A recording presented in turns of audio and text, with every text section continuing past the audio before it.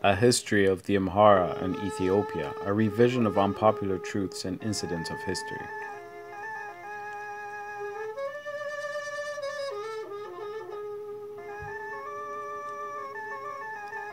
According to Ethiopian history and classics such as The Abyssinians by David Buxton, a Cambridge University researcher who traveled to Ethiopia during World War II, the Amhara are an ancient Ethio-Semitic people who are settled agriculturalists of the Ethiopian plateau, living mainly in the highland regions, but also throughout the nation. On page 27 of the Abyssinians, David Buxton relates that the Amhara, along with the other Abyssinians, are the ones who share the traditions of the Aksum kingdom. The Amhara have inhabited the plateau conventionally for 3,000 years. Amharic, the language of the Amhara, is the official language of Ethiopia.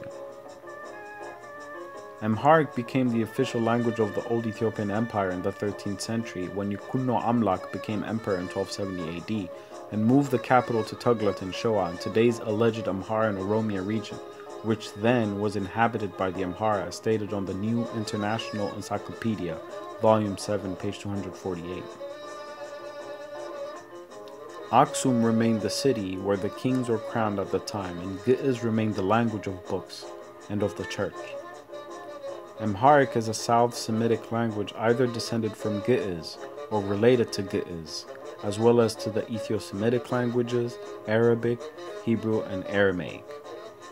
But according to Wolf Leslow, the late professor emeritus at UCLA, a scholar of Semitic languages and one of the foremost authorities on the study, and Dr. Girma Demeka, among the most closely related languages to Amharic and Gi'iz is Akkadian, an ancient Near Eastern language which was spoken in Mesopotamia in modern-day Iraq and Syria 5,000 years ago.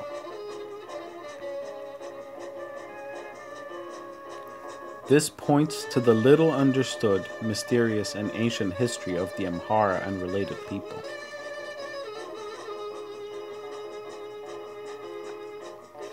The predominant religion of the Amhara is Orthodox Christianity, the state religion of Aksum, but Islam and Judaism are also practiced by the Amhara.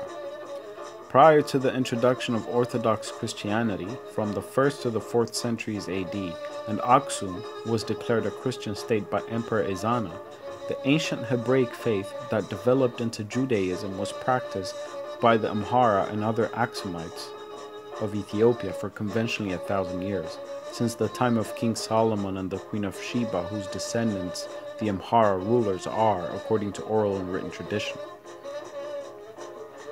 An Islamic dynasty that founded its own kingdom based on the claim of descent from the Muslim prophet Muhammad or one of his family members had also thrived in Yifat and Shoa following the disintegration of the Aksum Empire, as Muslims sought refuge in the Christian Empire due to persecution by the Quraysh in Arabia in the 7th century at the birth of Islam.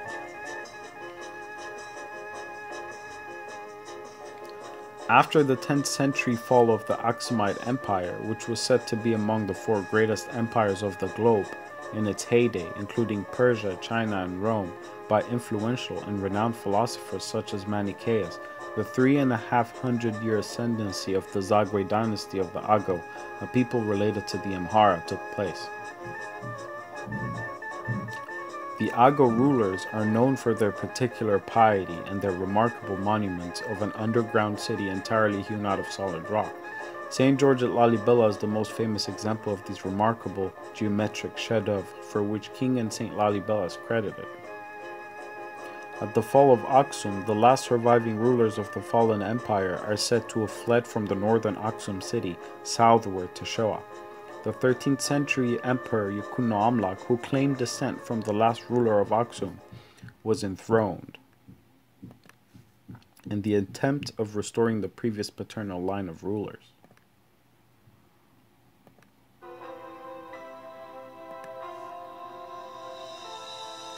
Yikuno Amlak and his successors became to be known as the Amhara emperors of Ethiopia. Amhara became the geographical and political center of the Orthodox Christian Empire under Yikuno Amlak. With the Amhara king's ascendancy came what is known as the Golden Era of Ethiopic or Gi'iz literature. in the 13th and 14th centuries through the 16th century. Albert Gerard's African language literatures on page 8 reads that 1270, when Yukunno Amlak mounted the throne, is when the golden age of Giz literature began.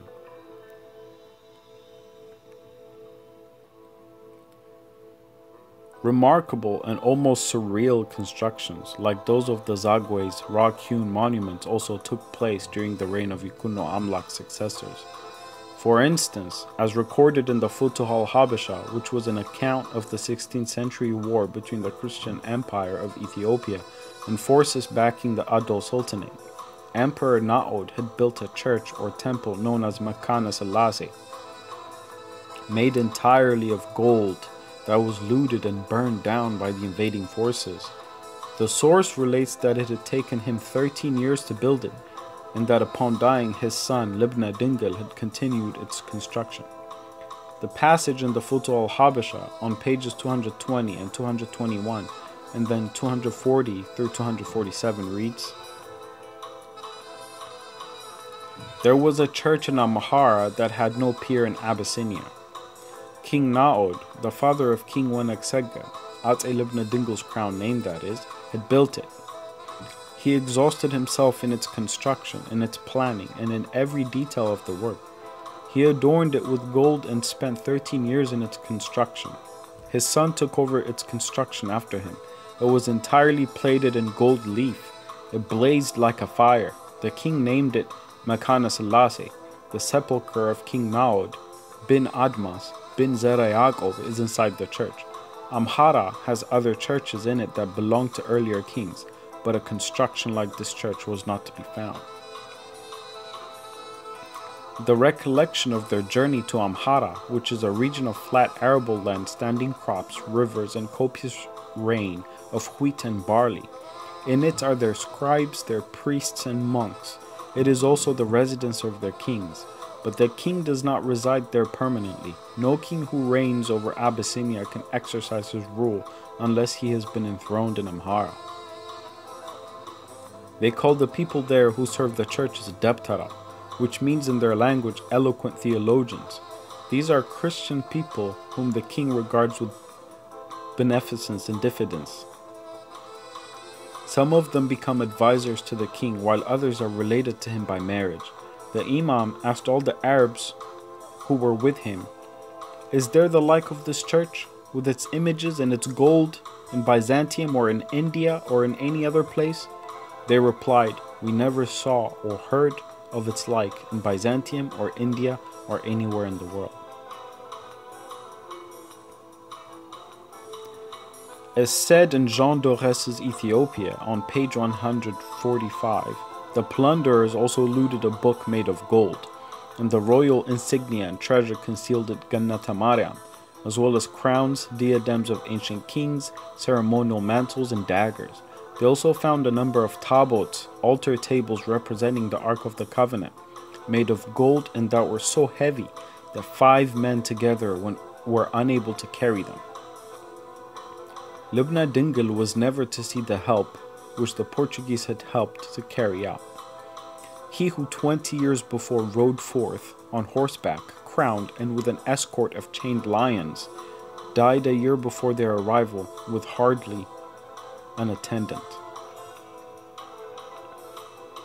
The Al-Ibrahimi Yemeni chronicler of the Futuh al-Habasha during the 16th century war between the Ethiopian Empire and the forces backing Graing Ahmed records that the invading forces needed 20 days to loot and recuperate all the gold from one single church in Amhara. This somewhat reveals the massive degree of the empire's wealth at the time prior to the irredeemable and severe damage brought upon it, and the endless war between invaders and the emperor striving to save it from total destruction to prevent its conquest. The concealment of these truths has led to the dishonest portrayal of the Ethiopian emperors, and particularly the Amhara, as an oppressive people, because the emperors and the people fought off invaders and did not hesitate to destroy their killers.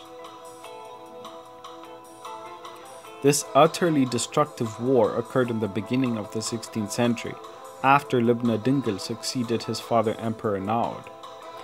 During his reign, the great capital city of Ethiopia was Barara, displayed on Fra Moro's map and supported by recent archaeological findings. The capital city, Barara, was located near and on the same soil as the modern capital, Addis Ababa,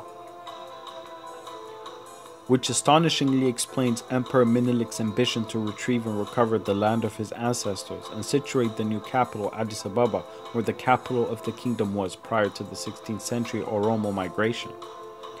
Barara was the capital of Ethiopia between 1435 and 1530. The city was destroyed and occupied by the Oromo, whereas before it was the siege of the Emperor of Ethiopia, where he concentrated wealth and power. Emperor Zara Yaqub held power at Barara, sending for artisans in India and Venice.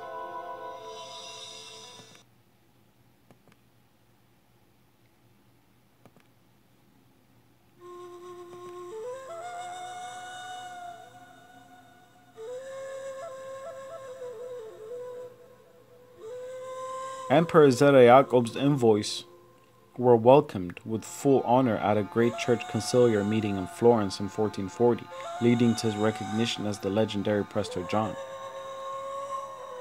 It was during the reign of Libna Dingil that two major and catastrophic events that will happen simultaneously and which will indefinitely change the fate of the Amhara and of the entire nation occur.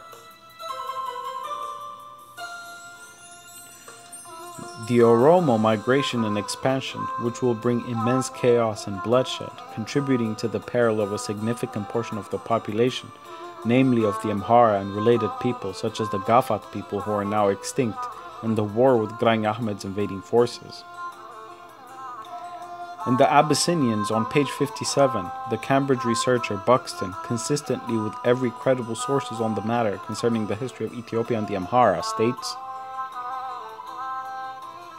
the bleak Addis Ababan region, along with the even higher and colder district of Mens, further north, belongs to the historic heart of Old Shoa. Many names famous in Ethiopian history since the 13th century are associated with it, and Zara Yaqub made his headquarters for a time at Debra Brahan.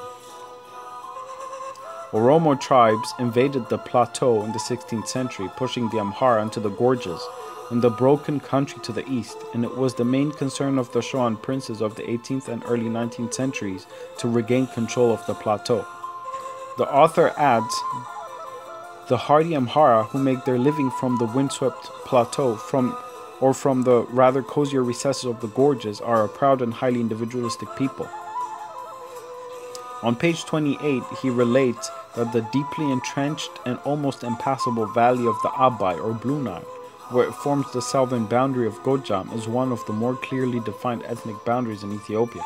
South of the river, the population is solidly Oromo, except to the west where Negroid tribes who have pushed in from the White Nile occupy most of the lower country. The Oromo people were absent from Ethiopian territory in medieval times before the 16th century, though their ancestors must have been multiplying in what is now Somali country, south of the Gulf of Aden. With their highly developed tribal organization, characteristic institutions outgrew their living space and started migrating in a southwesterly direction towards the end of the 15th century. In the 16th century, taking advantage of the universal chaos following the Muslim wars, the war with Graኝ Ahmed's forces, the Oromos flooded into the southern marches of Ethiopia. As a result of this wholesale immigration, and in spite of the ferocious resistance of various Ethiopian monarchs, the Oromo came to occupy a great part of the plateau as far north as Wallagga, Shoa, and the region of Harar. They also occupied with less difficulty large tracts of the intermediate levels, as for instance the escarpment region of Wallo, where they form a buffer community between the Amhara of the highlands and the Danakil of the desert. As Buxton and other authorities, both local and international, relate, the migration and expansion of the Oromo resulted in the genocide of a significant and massive number of the Amhara population and other indigenous people inhabiting the southern region. In Abba Bahari's chronicles known as Zena Hulagala, which is an eyewitness work dating to the 16th century by an Orthodox monk who records the massive and atrocious genocidal acts against the Amhara indigenous peoples by the Oromo and their invasions of different regions.